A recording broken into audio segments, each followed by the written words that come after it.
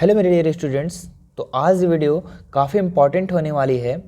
ये वीडियो उन बच्चों के लिए है जो क्लास 10th में है, जो अभी क्लास 10th में है और 2023 में अपनी बोर्ड को एग्ज़ाम देंगे। ठीक है, 2023 में अपने बोर्ड एग्ज़ाम देंगे, उन सभी के लोगों के लिए काफ़ी इम्पॉर्टेंट वीडियो बच्चों। चूँकि इस वीडियो में हमने MCQ, ठीक है, MCQ के साथ साथ सब्जेक्टिव क्वेश्चन यानी ऑब्जेक्टिव और सब्जेक्टिव दोनों क्वेश्चन, काफ़ी इंपॉर्टेंट क्वेश्चन इसमें डाला गया है, जो आपके बोर्ड एग्जाम में 100% यहाँ से आपको क्वेश्चन देखने को ज़रूर मिलेगा। ठीक है, तो वीडियो को शुरू से लेकर अंत तक ज़रूर देखें इस वीडियो को बच्चों, क्योंकि इसमें हमने ऑब्जेक्टिव का सारे क्वेश्चन को सॉल्व करवाऊंगा। ठीक है, और सब्जेक्टिव को इस वीडियो के बाद मैं सब्जेक्टिव का एक वीडियो लाऊंगा, उसमें सब्जेक्टिव भी करवा दूंगा। लेकिन सब्जेक्टिव ऑब्जेक्टिव दोनों क्वेश्चन मैं यहाँ पे बता दूंगा कि कौन कौन से क्वेश्चन जो है इंपॉर्टेंट है। सब्जेक्टिव के लिए मैं अलग से वीडियो बना दूंगा, तो आप चैनल पे बने रहें, सब्सक्राइब कर ले बच्चों, क्योंकि जैसे ही वीडियो आपका आता है सब्जेक्टिव का वैसे ही आपको मिल जाएगा। ठीक है, तो चलिए हम लोग सबसे पहले बढ़ते हैं क्वेश्चन की तरफ। सबसे पहला नंबर क्वेश्चन हम लोग देखते हैं, क्या लिखा हुआ है, प्रकाश की किरणें गमन करती है। तो बताइए, प्रकाश की जो किरणें हैं वो कैसे गमन करेगी, सीधी रेखा में, टेढ़ी रेखा में, या किसी भी दिशा में, या उपयुक्त सभी। तो बताइए बच्चों, इसका जो राइट आंसर कौन सा हो जाएगा, ऑप्शन नंबर का। ठीक है, क्योंकि प्रकाश जो चलेगा वो सीधा रेखा में चलेगा, ऐसा नहीं कि एकदम टेढ़ा चलेगा प्रकाश, है ना। प्रकाश जो चलता है एकदम सीधा रेखा में, जैसे कि आप टॉर्च जलाते हैं तो एकदम सीधा जाता है कि नहीं जाता है, ठीक है, स्ट्रेट में जाता है, ऐसा नहीं कि वो टेढ़ी जाता है, ऐसा तो नहीं ना होता है। चलो, तो ये सीधी रेखा में हो गया। अब दूसरा क्वेश्चन क्या है, निर्वात में प्रकाश की चाल क्या होती है। ठीक है, तो निर्वात में प्रकाश की चाल कितना होता है, यहाँ पे देखिए दिया हुआ है ऑप्शन 3 गुना 10⁸ मीटर पर सेकेंड, 3 गुना 10⁸ सेंटीमीटर सेकेंड, और यहाँ फिर 3 का गुना 10⁸ किलोमीटर सेकेंड और मिलीमीटर सेकेंड। ठीक है, तो कौन सा इसका राइट हो जाएगा बच्चों, हमेशा याद रखना 3 गुना 10⁸ मीटर पर सेकेंड निर्वात में प्रकाश की चाल होती है, याद रखना। ठीक है, यहाँ मीटर पर सेकेंड है, ध्यान रखना। देखिए सब नंबर सेम दिया हुआ है, बस यहाँ मीटर पर सेकेंड, सेंटीमीटर पर सेकेंड, वो चीज़ ध्यान रखना है। ठीक है, तो यहाँ मीटर पर सेकेंड इसका राइट आंसर हो जाएगा। ठीक है, चलो आगे बढ़ते हैं हम लोग, याद कर लीजिएगा बच्चों। अगला क्वेश्चन है, स्पष्ट देखने की न्यूनतम दूरी कितनी है। ठीक है, तो आप स्पष्ट कितनी न्यूनतम दूरी देख सकते हैं। ठीक है, 25 मीटर, 25 सेंटीमीटर, 25 इंच, 100 सेंटीमीटर। तो बच्चों इसका राइट आंसर कौन सा हो जाएगा, उम्मीद है कि आप लोगों को याद जरूर होगा ये क्वेश्चन, है ना। क्या 25 सेंटीमीटर, है ना। बहुत सारे बच्चे क्या करते हैं ना कि 25 मीटर मार के आ जाते हैं, फटाक से देखते हैं 25 और 25 में मार के आ जाते हैं, लेकिन ये ध्यान में नहीं रहता है 25 सेंटीमीटर, ना कि 25 मीटर 25 इंच, वैसा कुछ नहीं है ना, 25 सेंटीमीटर याद रखना है। ठीक है, चलो आगे बढ़ते हैं हम लोग। धारा मापने वाले यंत्र को क्या कहते हैं, धारा मापने वाले, है ना। तो धारा मापने वाले यंत्र को क्या कहते हैं बच्चों, एमीटर कहते हैं। क्या कहते हैं, एमीटर। तो ऑप्शन नंबर 1 इसका राइट हो जाएगा। ठीक है, चलो आगे बढ़ते हैं हम लोग। V/I का अनुपात कहलाता है। ठीक है, आपका ओम का नियम पढ़े भी होंगे, है ना। तो इसका एक फॉर्मूला होता है V/IR। क्या होता है, V/IR। तो अब देखिए ये V/I लिख दिया, मतलब कि V और ये I इधर नीचे आ गया। ठीक है, तो V/I हो गया जी, गुना में है ना, तो डिवाइड में आ गया। अब यहाँ पे क्या बचा, R बचा। तो अब बताइए V/I बराबर क्या होता है, रेसिस्टेंस होता है। इसका मतलब क्या हुआ, प्रतिरोध। रेसिस्टेंस दिख रहा है आपको, तो ये इसका राइट आंसर कौन सा हो जाएगा, प्रतिरोध, है ना। V/I बराबर प्रतिरोध। ठीक है, चलो आगे बढ़ते हैं हम लोग अगले क्वेश्चन की तरफ। क्या लिखा हुआ है इसका अगला क्वेश्चन में, एफ फेरस ऑक्साइड, ठीक है, एल्युमिनियम और एल्युमिनियम ऑक्साइड प्लस फेरस, ऐसा दिया हुआ है। ठीक है, दी गई अभिक्रिया किस प्रकार की है। ठीक है, तो आप अभिक्रिया का बहुत सारे प्रकार पढ़े होंगे, संयोजन अभिक्रिया, वियोजन अभिक्रिया, विस्थापन, द्विस्थापन, इस तरीके से बहुत सारे प्रकार इसका पढ़े होंगे अभिक्रिया का। ठीक है, तो बताइए यहाँ पे कौन सा अभिक्रिया हो रहा है। ठीक है, देखिए एक तरह से संयोजन, वियोजन, द्विस्थापन या विस्थापन। तो आप ध्यान से देखिए, यहाँ फेरस ऑक्साइड है, यहाँ एल्युमिनियम है, दोनों क्या कर रहे हैं, रिएक्शन कर रहे हैं, दोनों अभिक्रिया कर रहे हैं। तो यहाँ पे देखिए एल्युमिनियम ऑक्सीजन के साथ जुड़ गया, एल्युमिनियम जो है ऑक्सीजन के साथ जुड़ गया और फेरस को अलग कर दिया, फेरस को क्या कर दिया, अलग कर दिया गया। ठीक है, तो ये यहाँ पे क्या हो रहा है बच्चों, हमने कौन सा अभिक्रिया में इसको बताया था, विस्थापन अभिक्रिया में बताया था। किस में बताया था, विस्थापन अभिक्रिया में बताया था कि यहाँ पे जब दो अभिक्रिया होते हैं तो अधिक अभिक्रियाशील वाले धातु जो है कम अभिक्रियाशील को क्या कर देते हैं, विस्थापित कर देते हैं। इसी को हम लोग क्या कहते हैं, विस्थापन अभिक्रिया, हमने बताया था। ठीक है, आप अगर हमारे नोट्स वाले वीडियो को अगर आप देखे होंगे तो उम्मीद है कि ये समझ में आ रहा होगा, है ना। चलो, तो विस्थापन अभिक्रिया इसका राइट हो जाएगा। चलिए आगे बढ़ते हैं हम लोग। सिरका में अगर आप वो चैप्टर को देखना चाहते हैं तो डिस्क्रिप्शन में लिंक दे देंगे, वहाँ से देख लीजिएगा। ठीक है, बाकी आप प्लेलिस्ट के माध्यम से चैनल को विजिट कीजिए, ज़्यादा से ज़्यादा देखिए कहाँ पे क्या डाला हुआ है, आप वहाँ से पूरा का पूरा कंप्लीट कर सकते हैं। चलिए देखिए, सिरका में कौन सा अम्ल पाया जाता है, बताइए सिरका में कौन सा अम्ल पाया जाता है बच्चों, बताओ। एसिटिक अम्ल, लैक्टिक अम्ल, सिट्रिक अम्ल या टार्टिक अम्ल। ठीक है, तो जल्दी से बताइए इसका राइट आंसर कौन सा हो जाएगा। तो सिरका में जो अम्ल पाया जाता है बच्चों वो होता है एसिटिक अम्ल। क्या होता है, एसिटिक अम्ल। ठीक है, सिरका में कौन सा पाया जाता है, एसिटिक अम्ल, जिसका सूत्र होता है CH3COOH, है ना। ठीक है, जिसको हम लोग इंग्लिश में विनेगर भी इसको बोलते हैं। ठीक है, एसिटिक अम्ल, सिरका में कौन सा अम्ल पाया जाता है, एसिटिक अम्ल, जिसका सूत्र ये है। ठीक है, याद कर लीजिएगा। चलो आगे बढ़ते हैं हम लोग। साधारण नमक का सूत्र क्या है, बच्चा को ये पता होगा, है ना। साधारण नमक का सूत्र क्या, NaCl, है ना, NaCl, सोडियम क्लोराइड। तो कौन सा ऑप्शन में है, ऑप्शन नंबर 1 में है, राइट हो जाएगा। ठीक है, आगे बढ़ते हैं। किसी विलयन का pH मान 5 है तो वह क्या होगा, बताओ। क्षार होगा, अम्ल होगा, लवण होगा, कोई नहीं होगा, बताओ। तो जब किसी विलयन का pH मान 5 है बच्चों तो वो क्या होगा, अम्ल होगा। ठीक है, एक चार्ट बता दे रहे हैं, समझ में आ जाना चाहिए। ठीक है, एक pH स्केल होता है बच्चों। ठीक है, क्या होता है, pH स्केल, जिसमें से 1 से लेकर 14 तक की गिनती लिखी होती है। बीच में होता है 7। ठीक है, बीच में कितना होता है, 7। और 7 से कम जो होता है जिसका pH मान, वो क्या होता है, अम्ल होता है बच्चों।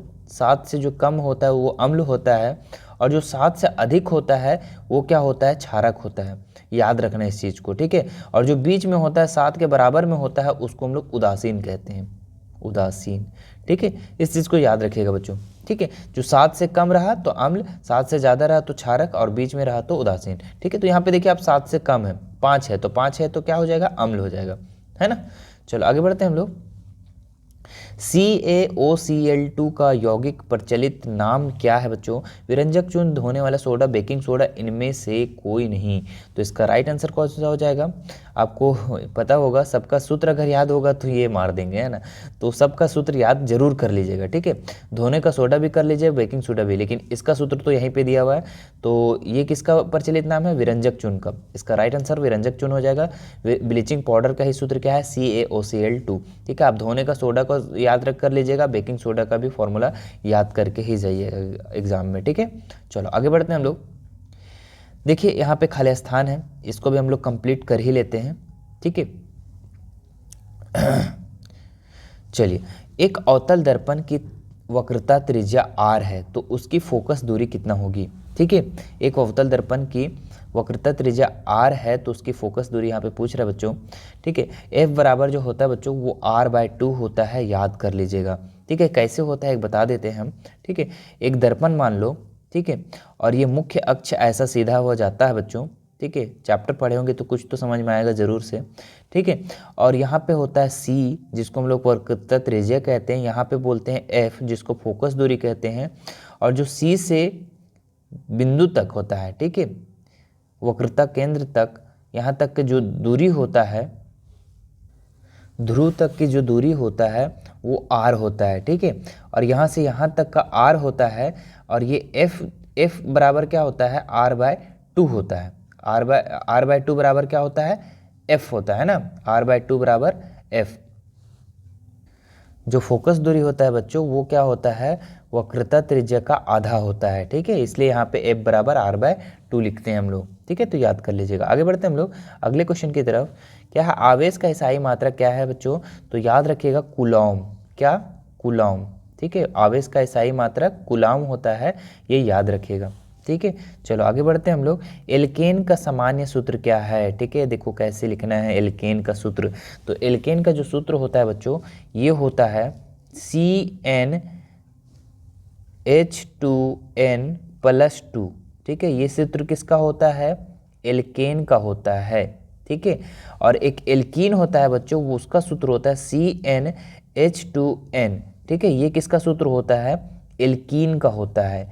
ठीक है, तो हम लोग को तो पूछा एल्केन का, तो एल्केन का सूत्र आप यहाँ पे भर देंगे। ठीक है, अगर पूछ दे क्वेश्चन में एल्किन का सूत्र तो आपको लिखना है CnH2n। ठीक है, एक होता है एल्काइन, ठीक है, उसका सूत्र आप कमेंट बॉक्स में जरूर बताइएगा। ठीक है, चलो एल्काइन का सूत्र, एल्केन का हम बता दिए, एल्किन का बता दिए, अब एल्काइन का सूत्र आपको कमेंट बॉक्स में बताना है। ठीक है, उम्मीद करते हैं आप लोग जरूर कमेंट करके हमको बताएंगे।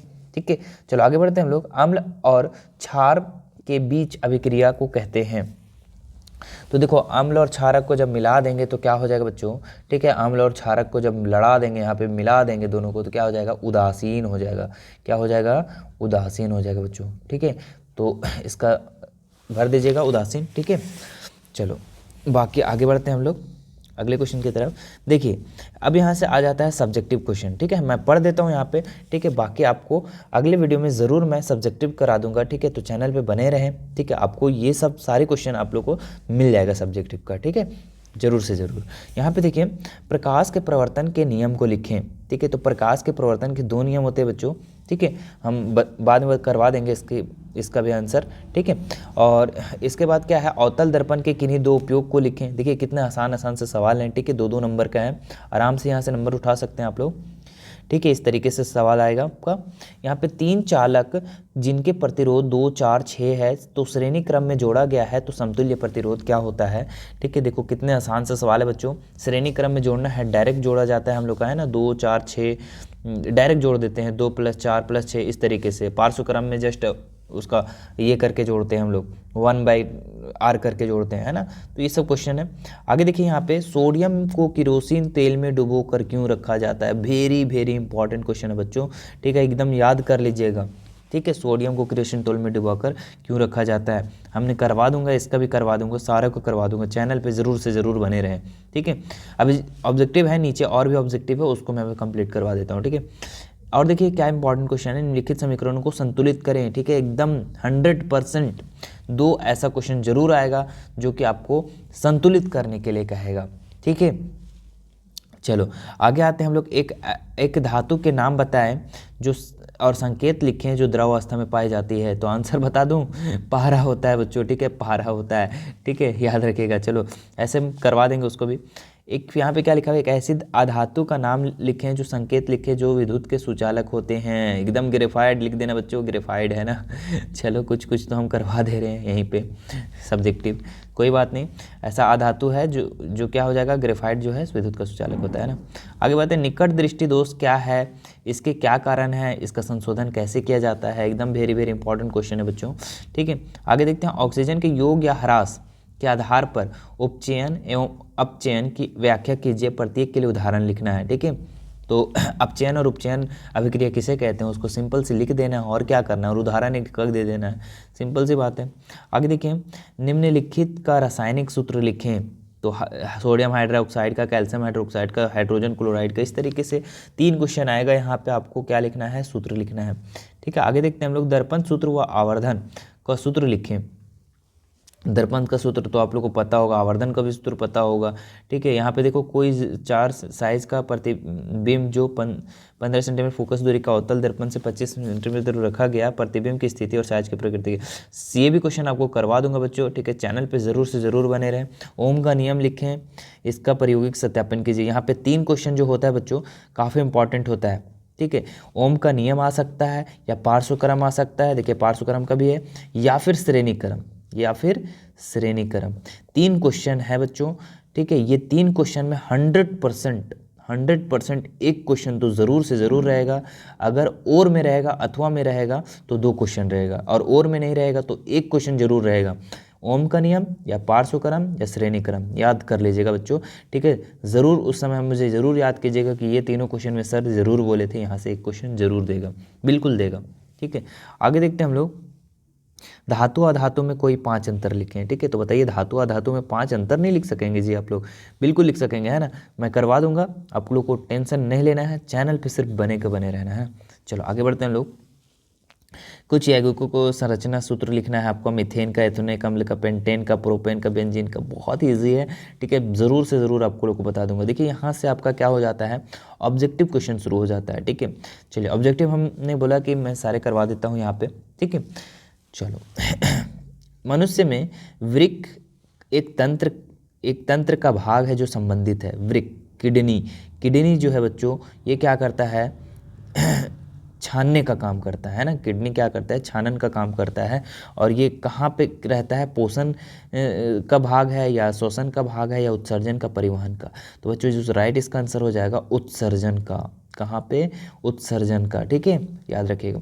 चलो आगे बढ़ते हैं हम लोग। स्वपोषी पोषण के लिए आवश्यक है, तो स्वपोषी पोषण किसे कहते हैं बच्चों, ये तो सबसे पहले जानना होगा आपको, तब तो इसका आंसर कर पाएंगे। तो स्वपोषी पोषण जो अपना भोजन स्वयं तैयार करता है उसे स्वपोषी पोषण कहते हैं।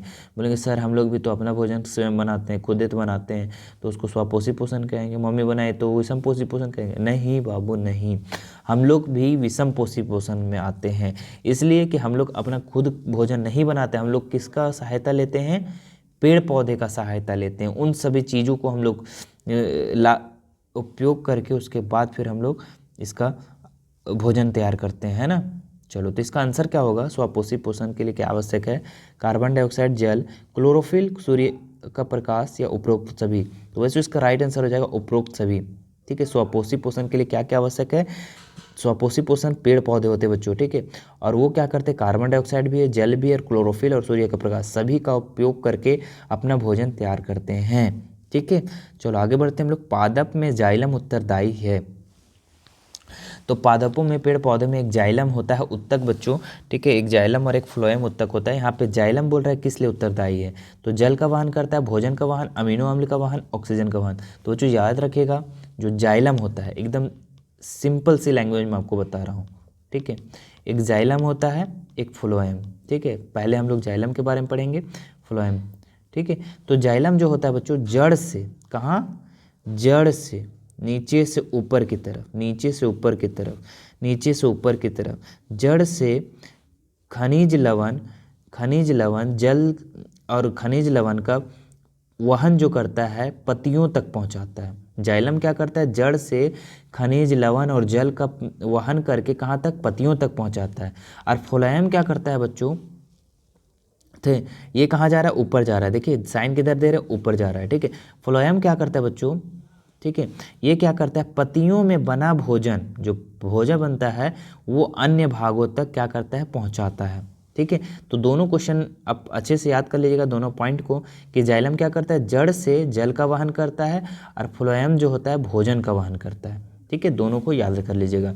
तो हम लोग को जाइलम पूछा तो जल का वहन करेंगे, अगर फ्लोएम पूछता तो ये वाला करते हैं ना, भोजन का वहन, ठीक है। चलो आगे आते हैं हम लोग। निम्न में से कौन सा मादा जनन तंत्र का भाग नहीं है, ठीक है। तो कौन सा भाग नहीं है, मादा जनन तंत्र का भाग नहीं है, तो अंडाशय तो मादा में होता है, गर्भाशय भी मादा में होता है, शुक्रवाहिका नहीं होता है बच्चों, ये मादा में नहीं होता है, ठीक है, ये पुरुषों में होता है बच्चों शुक्रवाहिका, ठीक है। तो ये राइट आंसर हो जाएगा इसका, ठीक है। डिंबवाहिनी और गर्भाशय और अंडाशय जो होता है ये मादा जनन का तंत्र का भाग है, ठीक है।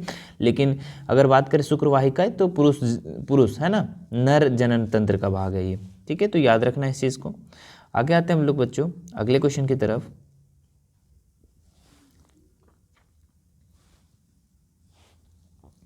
क्या लिखा हुआ, उड़हुल किस प्रकार का पुष्प है, ठीक है, चाइना रोज किस प्रकार का पुष्प है, द्विलिंगी, एकलिंगी या दोनों या इनमें से कोई नहीं। तो बच्चों इसका राइट आंसर हो जाएगा द्विलिंगी। उड़हुल जो है ये द्विलिंगी पुष्प का एक उदाहरण है, ठीक है। अगर क्वेश्चन बोल दिया द्विलिंगी पुष्प का एक उदाहरण क्या है, तो आपको उड़हुल बताना है, ठीक है, ये द्विलिंगी है, ठीक है। चलो आगे बढ़ते हैं हम लोग। इसका लास्ट क्वेश्चन एक है यहाँ पे खाली स्थान, इसको भी देख लेते हैं। डैश और डैश जीवाश्म ईंधन के उदाहरण है, तो आपको पता होना चाहिए जो पेड़ पौधे से आपका प्राप्त होता है, प्राकृतिक से प्राप्त होता है, वो जीवाश्म ईंधन क्या क्या हो सकता है, एक कोयला हो सकता है, ठीक है।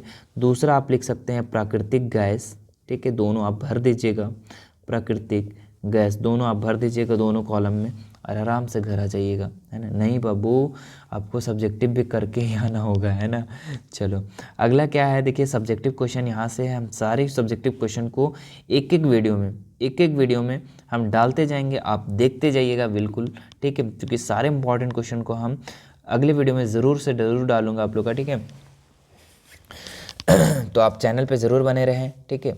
देखिए क्वेश्चन हम एक बार सबको रिपीट कर देते हैं। देखिए क्या है इंपॉर्टेंट क्वेश्चन, रक्त के कोई 2 कार्य लिखें। ठीक है, रक्त का 2 कार्य लिखना है।